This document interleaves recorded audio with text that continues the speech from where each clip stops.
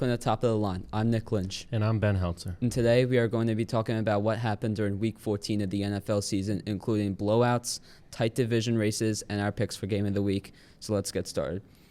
So Ben, first of all, welcome to 2024 and welcome back. Happy New Year to you. Happy New Year, thank you. So we're going to start to talk about the one seeds today, which have already been clinched, the Baltimore Ravens in the AFC and the San Francisco 49ers in the NFC. So how far do you think those two teams are going to make it through the playoffs? I mean, in my opinion, it's impossible to not predict this as the Super Bowl. I mean, because it's been shown that there's nobody that can go into Baltimore and win, and there's nobody that can go into San Francisco and win besides Baltimore. So I think that, a Super Bowl between those two teams is almost inevitable at this point. But I hope that, obviously some things change, but I don't see it happening.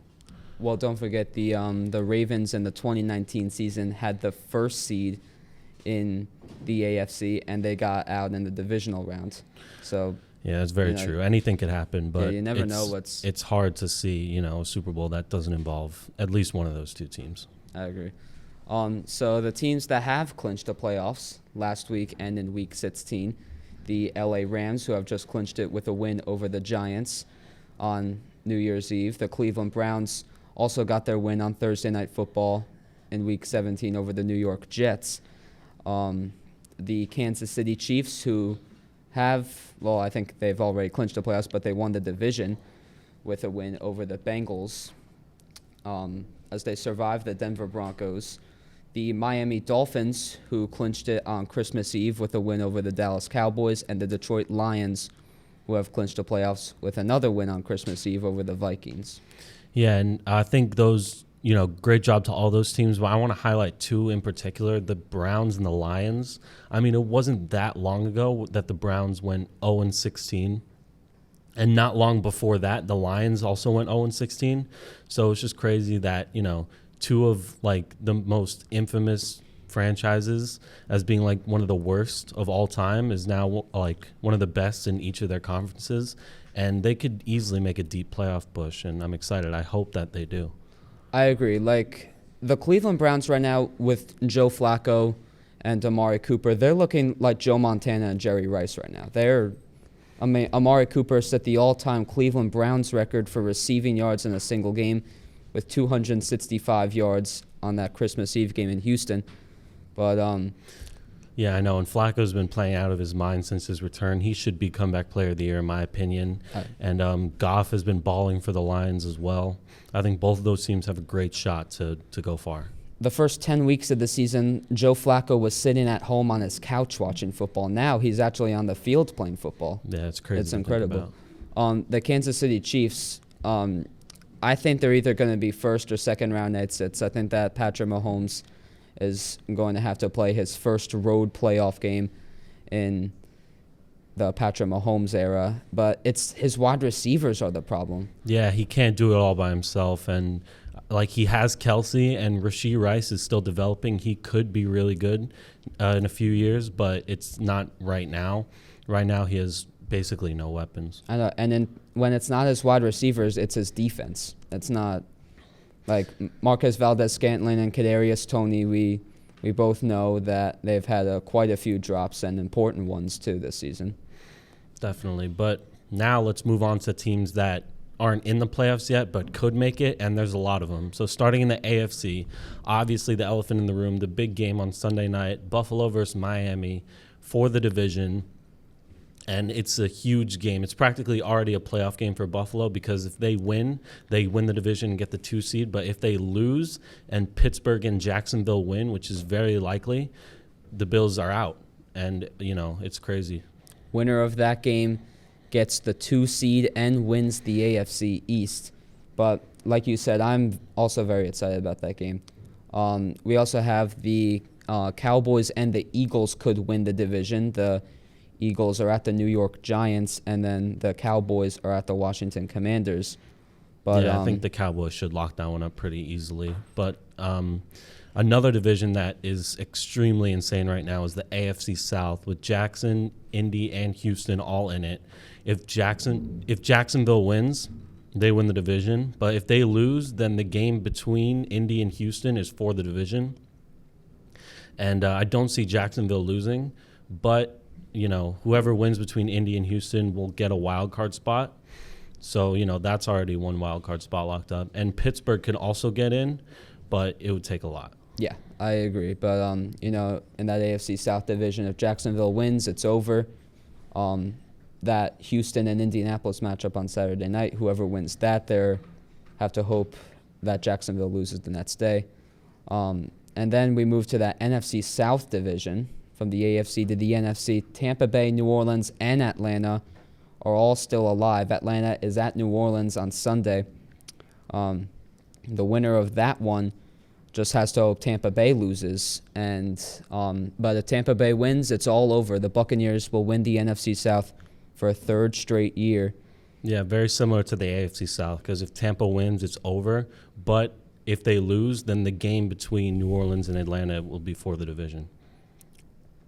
With both South divisions, I feel like, first of all, they're terrible. There's not one good team. But they're just so competitive. Just so competitive. Yeah, and it's just been exciting to watch the entire season. I know. But New Orleans could also get in as the 7th seed, but they need to win, and they need a Green Bay and Seattle loss. Green Bay, if they win, they're in. If they win, they're in the 7th seed. Seattle can get in with a win and a Green Bay loss. And even Minnesota can clinch the 7th seed with a win, a Green Bay loss, a Seattle loss, and a New Orleans loss. So it'll take a lot, but there's 4 teams that could still clinch that last wild card spot in the NFC. Yeah, so Minnesota, they need a win and a lot of help to get that 7th spot. The New Orleans Saints, they could either win the division or have the 7th seed, like you said. But if Green Bay wins, the 7th seed is locked up, and they will either go to Dallas or Philadelphia for a wild card weekend. But I guess we'll see on the show next week. Yeah, anything could happen. But wrapping this up with Game of the Week, what's your pick? My pick, I think, is going to be the Rams and the New York Giants. The Los Angeles Rams win by 1 point, 26-25. The Giants miss a very long field goal at the end. Even though that game didn't really have playoff contention, even though the Rams won, so they clinched the playoffs with that Seattle loss later in the day. But, the Giants really had nothing to play for, but they fought hard. Yeah, definitely. I'm going to go with the Cardinals-Eagles game. It's really hard to go into Philadelphia and win. And the Cardinals, who many people had as one of the worst teams coming into the season, they did it with Kyler Murray, leading a go-ahead touchdown drive. And the Eagles, they fought hard, but that defense is bad. So, I think that was a great game to watch. Yeah, the Eagles, they've been running the same plays every week. And it's just, they win first throughout the season. They start the season 6-0, and then all of a sudden they just lose. Yeah, and the rest of the NFL is catching on, and when that happens, you have to switch it up, and they've yet to do it. Well, unfortunately, we are out of time on the NFL today, but when we come back, Matt and Noah will go over what happened this week in the college football playoffs, so stay right here. Today we'll be covering the college football finals. How awesome was that? Noah? Without a doubt, the best semifinals in the college football era and the college football playoff era. Let's jump into it. Let's start with the first game, an absolute classic in the Rose Bowl. What a high quality game that was, with Michigan narrowly escaping in overtime. My biggest takeaway was J.J. McCarthy leading the late drive to tie the game. In the past, Michigan was not able to get over that hump, and I think that drive may have changed the narrative. We'll need to show their special teams to win it all. What was your takeaway? So Michigan played a lot of a better game than I thought they would against Alabama. Usually they crumble against a top team like that. They stood their ground, and they did very well, honestly. McCarthy, like you said, leading that game-winning drive, that takes a whole lot of leadership from a quarterback like that, and he is fully committed to this, I can tell. The offense played very well for them. Their defense played not as good as usual, but still best defense in college football besides Georgia. So I'll take that. But special teams, like you said, very bad. They need to shore that up because that, at the end of the day, is what can lose you close games. And you never want that to be the thing that loses you a game because that's just embarrassing at that point. Well, the second game was an absolute thriller. There was one point where it looked like Washington would run away with it, but an absolute frantic and wild ending saw Texas have a chance to steal it in the end. I mean, that injury and then the special teams penalty turned the game on its head in a flash. Texas ultimately came up short. Penix and the passing attack were on point and made all the difference. Thoughts, Noah? What did I tell you? It's Heisman Penix season, man. Michael Penix with arguably one of, if not the best game of his career so far. But like he said in the presser, he's got one more before he calls it his best game that he's had. I mean, come on, dude. This is the Heisman favorite. This is the guy who should have won it. And it's ridiculous to see that he didn't. But, Jaden Daniels and his non-playoff team can just sit there while Michael Penix wins the Heisman or wins the national championship. No, but this team looks like they're ready to go. This team played, besides letting it up at the end almost, they played a great game. And I think they will be the ones who truly come out of this successful, out of the championship too, because Michigan, like I said, they look very good. I don't think they're ready for what's about to happen. It's the best offense in college football in Washington versus the best defense in football in Michigan. I mean, a year ago, most people didn't even know who Michael Penix Jr. was, and now this dude led his team to the national championship, which will happen in the next week, I think it is. Yeah. But this is going to be a great game for sure. Let's look ahead to the big one, Noah. A classic offense versus defense matchup doesn't completely sum it up, but no doubt this is the best offense in the country versus the best defense. Give me Michigan in a physical win. Who do you have? Man, I have said Washington every week this year to win their games, and they are undefeated ever since they started playing. And, Michigan's a very good team, but my narrative will not change. I'm taking Washington in a very offensive power win to take the national championship with Michael Penix leading the pack. I just think this team has too much firepower. I mean, you have Michael Penix, you have Romo Dunze, who's the wide receiver one, who's going to be probably a first-round pick in the NFL draft. You have Dylan Johnson, the running back, who's actually been pretty phenomenal the last 3 weeks and really raised his draft stock. But and the defense played pretty solid too. But I just don't think Michigan is ready for what the passing attack is going to be like. And they're not going to be ready for the run attack either because they're just going to assume pass most plays. So I think Washington takes this one. I don't think it'll be close either relatively because, frankly, if Washington gets off to the offensive start like I think they will, and I don't think J.J. McCarthy can combat that, I think they'll just run away with it, honestly. Well, that's it. Join us next week to see who is crowned champion. But don't move because when we come back, Noah and Rocco will be talking wrestling. Hello, and welcome to this wrestling segment of Top of the Line. As always, I'm Noah Muller. Rocco Coppola along with you. And today we'll take a look at what happened on the most recent editions of Raw Day 1 and last week's SmackDown. So without further ado, let's get ready to rumble. So Rocco, through this time, a new year has started in the world and in WWE. We have 3 big pay-per-views, including WrestleMania, and then the new calendar starts. New calendar looks a lot of international markets we're going to, and WWE's going to rule, man. I mean, AEW just had their World's End pay-per-view. Didn't look good at all.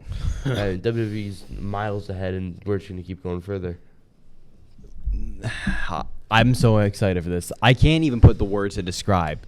Like, the WWE has a golden ticket to the top right now. I mean, what am I saying? They're already at the top. AEW's obviously not doing well, and it's a given fact. Everybody knows it. The sales are not good. The ticket prices for merch are not good. Nothing's good. So with the WWE, you got Seth Rollins now, still as the champ, which we'll get into that later. CM Punk's going to be back next week. And I feel like as of now, there's some vibe in the air. It's getting to the point where it's Royal Rumble season, and that means WrestleMania season is just around the corner. So I think this is going to be really beneficial for the WWE going forward, and I can't wait to see what Triple H does. Yeah, and as you said, Royal Rumble less than a month. Like It's this month, dude. yeah, this month, 2 or 3 weeks. Like that, until- that's crazy. We're in the Rumble season already.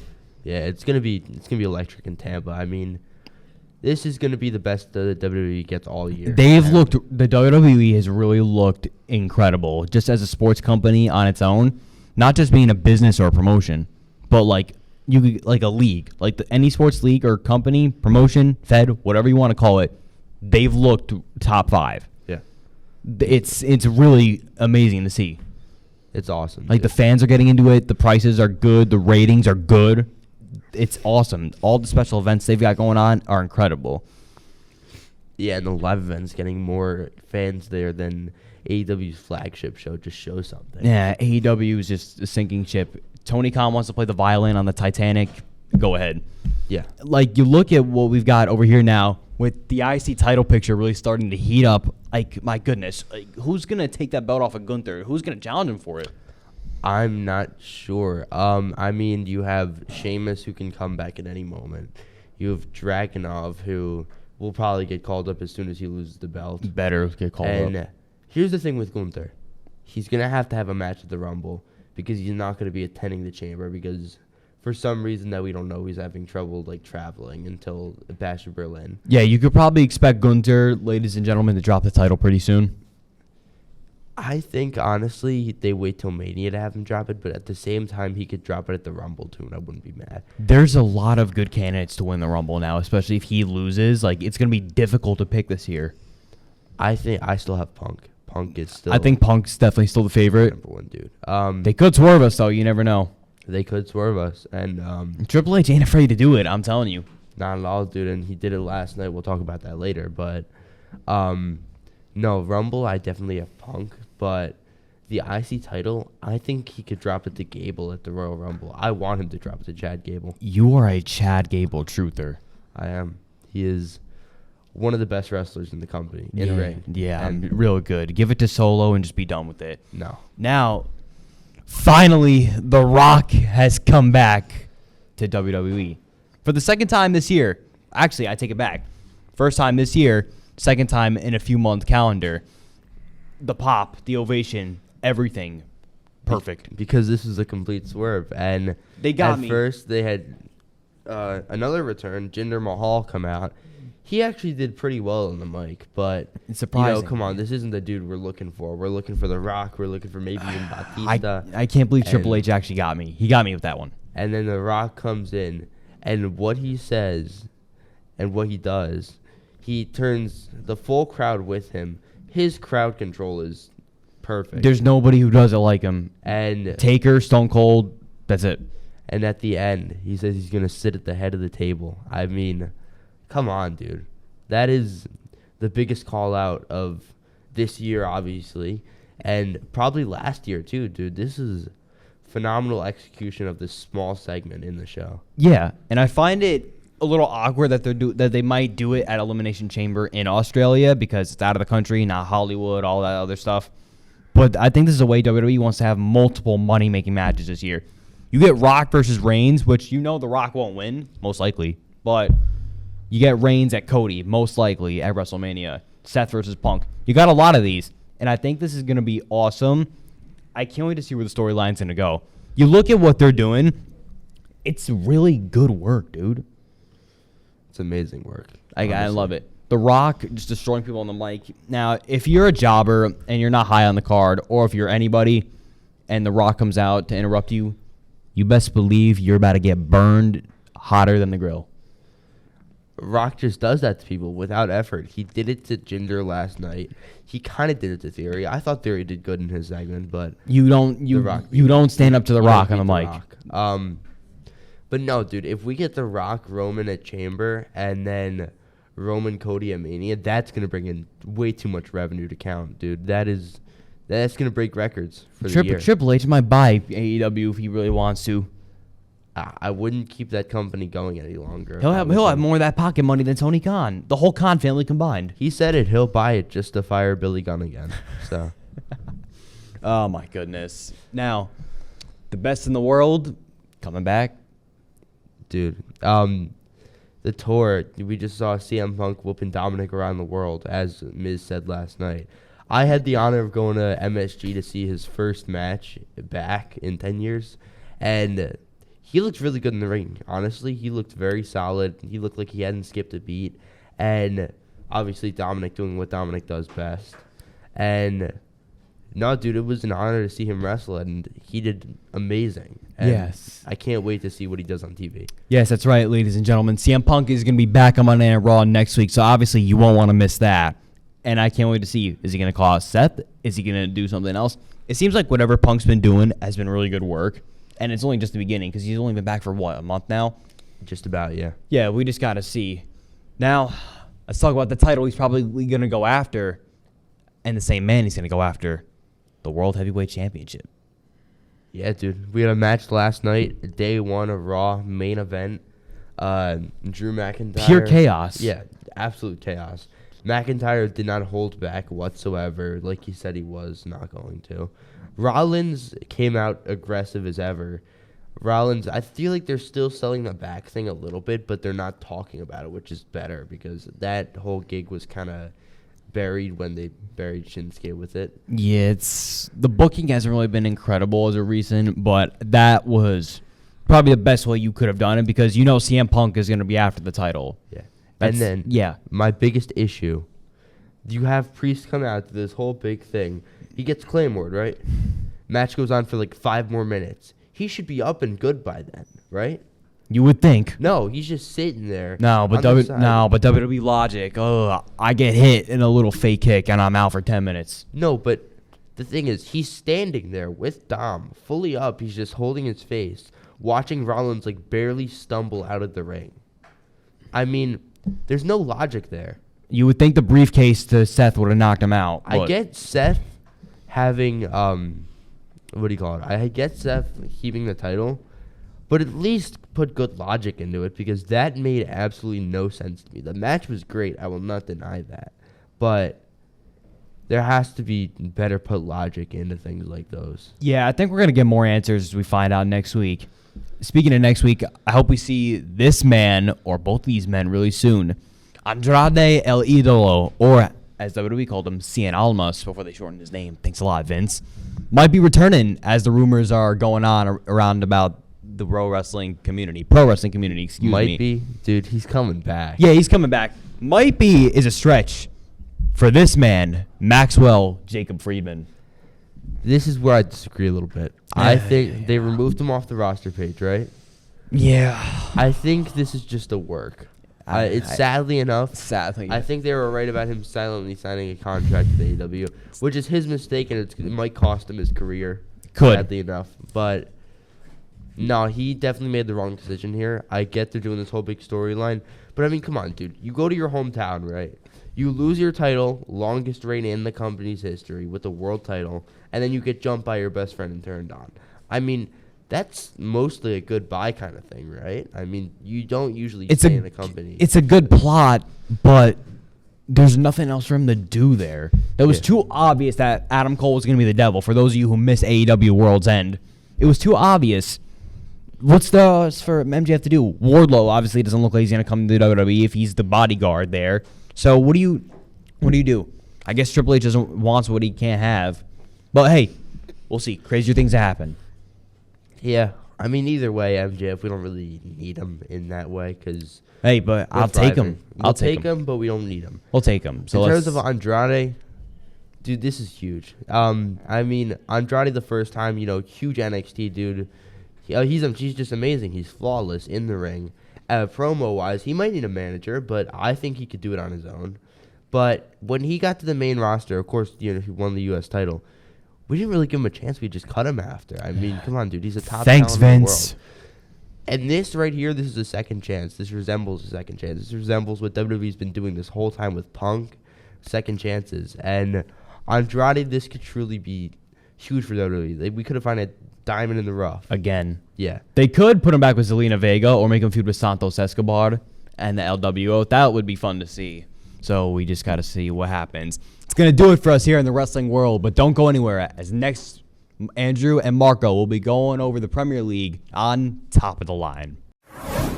Hello, I'm Marco Baldino, And I'm Andrew Mirzaaghasi. and we'll be covering this week's games in the Premier League. So this is pretty hefty. We have week 18 to 20, and we're finally back after a long week off and losing their Christmas spirit and getting coal in their stocking. Arsenal had a very terrible Christmas week. Terrible week. They're so bad. They dropped down the table, lost several games. What happened? I have no clue. Terrible right They now. lost to Western Ham and Fulham in their last two matches, and now they're down to 4th place. I don't know what happened. I mean, I don't Arsenal even know. To West Ham and Fulham, I don't get how they lost those games, but terrible week for them. Terrible week. You're kidding? I don't know how. Another team that was pretty bad this week, and it's pretty good news for you. Man United did pretty terrible as they lost to Western Ham and Nottingham Forest. Yeah, they got shut out by West Ham. I don't get how they're losing these games with the players they have, but I don't know. I feel like they could do so much better, but when I watch them, they're terrible. Rashford is inconsistent. Fernandez, I haven't heard his name in a while. Eriksson, nowhere to be found on the field. And Onana, he's just a big joke at this point. Like I say multiple times, if you could put a whole compilation of Man United trying to score and miss, I feel like it would be even more than an hour. It's going to be that hilarious.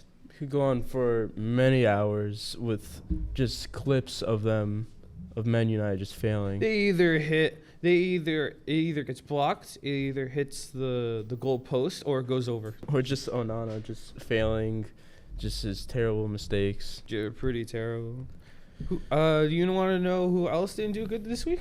Who? Newcastle didn't do good this week at all. Just terrible. 3 games lost. All their games in the past week, lost after loss. And I really started to like Newcastle because they were starting to especially last season, get something going and being in the Champions League now. I've just been rooting for them a bit, but these past three games have been bad performances from them. They have been bad performances. I haven't seen that much bad. A 3-loss streak. I mean, against Liverpool, they did okay, even though they came out with a loss, but it was still a good game to watch that. I watched that game. It was a really good game, to be honest. Yeah, it was a pretty good game, I would say. Even though we kind of knew who was going to win Liverpool. Or maybe that's just me. So you're happy because Man City had a solid week with 2 wins against Everton and Sheffield. They had 2 wins this week. But, however, they did have a game postponed against Brentford. So we don't know who would win that. But I am pretty happy that they actually won 2 games. Also, big news for Man City. Kevin De Bruyne is finally back. He is finally back. So- I am very happy. He was benched in the Sheffield game, and I can't wait for his return on the field. Yeah, it's going to have to wait a bit longer. I mean, probably not.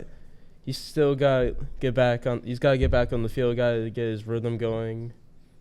And I'm excited too. I want to see Yeah, I can't wait how to see big of how a it change goes. he makes. Yeah, I can't wait to see how it is. Maybe this is definitely a good thing for Man City, most indefinitely. So, Liverpool has been great recently, only having 1 loss this season. And they're on top of the table. Yeah, and the amount of draws, they have 6 draws, I think, in the season, which really cost them with points, but still really good. I feel like they have a really good chance at winning the title this season. I feel like it's either them or Manchester City. It's kind of neck. It's been like this, it's been like this before with Liverpool and Man City, these 2 top teams being at a race for the title. Yeah, it's kind of neck and neck now, especially after Arsenal plummeted to 4th. It's now kind of neck and neck. We don't know who's going to win. It's either you have Liverpool, Man City, and to me, surprisingly, Aston Villa, because they've been doing good too. They're in 2nd. If Man City actually played another game, because right now they're just 1 game short of Liverpool, they would be in 1st place. They will have the same amount of points, but be winning on goal differential. Yeah, you could say that. So we would have our standings for first. We would have Liverpool. For second, we would have Aston Villa with 42 points. In third place, we would have Man City. At least they're in third. I could say that. They're climbing up. In fourth, we would have Arsenal. And in fifth place, we would have Tottenham. So Liverpool's at first. I think I made a mistake. I didn't know Man City actually had 40 points, but I still think Man City will have a chance to reach the top against Liverpool.